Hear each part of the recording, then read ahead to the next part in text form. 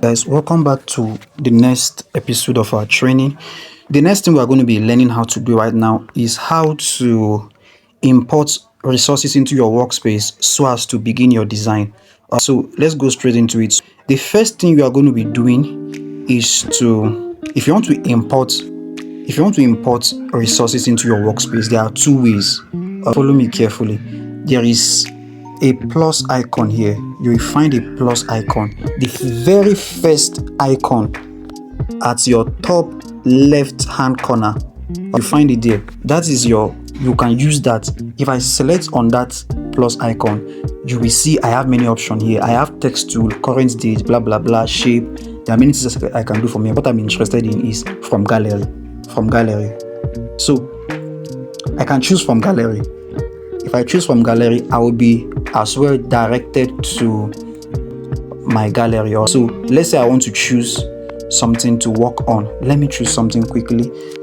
Let me choose this particular design I worked on. Let me choose this particular design I worked on. Once you are in your gallery, I'm actually in a particular folder in my gallery. This is where I have some of my works. Let's say I want to choose this. Let's say I want to import this particular resources to my workspace. So I will just tap on it. Once I tap on it, you realize that it has been marked. Once it is marked like that, I select done. Once I select done, it will be imported to this. Once I select done, it's going to bring it here. Then the next thing I want to do is to select this good. I'll select this good. Once I select this good, it is imported to my workspace. Now, this is a background I created. I created this background using PixelLab. I blended my image. This is my picture. I blended it into the background. This work has been done on a third-party app. Do you understand? I'm just bringing it here to finish up the design. Don't worry, I'm going to teach you how to do that later. Do you understand? But I'm just showing you, first of all, how to import something into your workspace. Let's assume that this is a background I want to use. Having imported it to my workspace like this, don't touch it. Don't move it. You realize that there's a particular alignment it has to the canvas. Do you understand? Don't touch it. Just scroll down like this. You will find relative size. Tap on relative size. Then increase the width to 100. Then you realize that it fills your workspace like that. Do you understand? It fills your workspace like that. Select the check mark and that will be all. The next thing you want to do, still don't touch it. This is a background you want to use. Still don't touch it. Come here. Sorry, I can undo that. If you mistakenly do something that you want to undo, you don't have to panic. Just come here. This icon here, it will undo. If you select it, it will undo. It will take you back to where you are coming from. What I actually want to select is, I wanted to select this icon here. If I select this icon is called a layer panel. It's called a layer panel. Let me select it. Now, this is the layer panel. You see, when I selected it, I have all of this. Everything that I have on my workspace, it will be. What the layer panel does is that it keeps a record of every item I have on my workspace. Do you understand? Let's say if I write A, let me write a text, Apple. So the moment I add Apple to my workspace, if I go to the layer panel, you realize that a layer containing Apple has been added. If I add a shape to my workspace, even if I have 100 resources on my workspace, they will all be contained in my layer panel. Whatever is not on your layer panel is not on your workspace. Whatever is not on your workspace is not on your layer panel. Do you understand?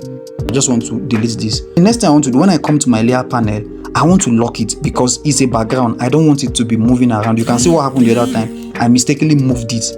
Do you understand? I want it locked. So I'll just tap on that padlock. If I tap on that padlock, it becomes locked. So you realize that it is unmovable now. Even if I tap on my screen, do whatever I want to do, it's unmovable. Do you understand? Like I said, this was created using a third-party app. I created the background, added my picture, and blended the picture into the background. I'm going to teach you how to achieve that later. Right now, we're just learning how to import resources into your workspace. So I have this. The next thing I want to import is something else. I will come back here. You realize now that my text tool is selected. With my text tool selected, I can still import from this plus icon, but most of the time I don't use this plus icon. Another way to import is to select this hexagonal icon at the middle. If I select that hexagonal icon, I'm going to have the option to import. Now you look at what's happening now. I've selected the hexagonal icon and I'm scrolling around where I'm supposed to find import. It's not here. Most of the time you're going to be having this issue. It's very simple. What you're going to do is just tap on your screen. As long as your layer is locked, tap on your screen really now. So you realize what happened now? Because the background layer is not locked, I wasn't able to, it wasn't working. So as long as all of your layers are locked, whatever you are tapping on, for example, let's say if I didn't lock this layer, if this layer is not locked now, if I'm tapping on it, import is not going to show in this place. Do you understand? But once I lock it, once I have it locked, if I tap on the screen, you realize that I have the option to import. I have the option to import. Do you understand? Sometimes instead of going to go and lock and unlock all of the time, sometimes that's why we just use this other plus icon. Sometimes it's easier to go that way. Do you understand? But I just want you to know that I can also import from here. Select on import. I'll be directed to my gallery. So I'll scroll over to my gallery and find what I want to import. I'm going to be importing this particular 5K. So I'll tap on it. It will be imported. I select on my check mark, then I bring it down. I actually created this design for when I arrived at 5K followers on Facebook. So I actually created this design as a thank you design. So I'll bring in this into my workspace. I have 5K. I have it in my workspace. If I go to my layer panel, you realize that it has been added. Another layer has been added to my layer panel. As much resources I have on my workspace, it will be captured on my layer panel. Let's assume that I'm done with this design. I've done all of the adding of layers, all of the decoration I want to do. I'm done with this design. I want to save it on my phone. How do I do that? I'll just come here, select on these three icons here, select that. You will find export. You find export image.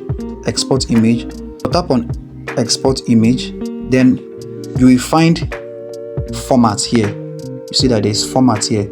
The current format is JPEG.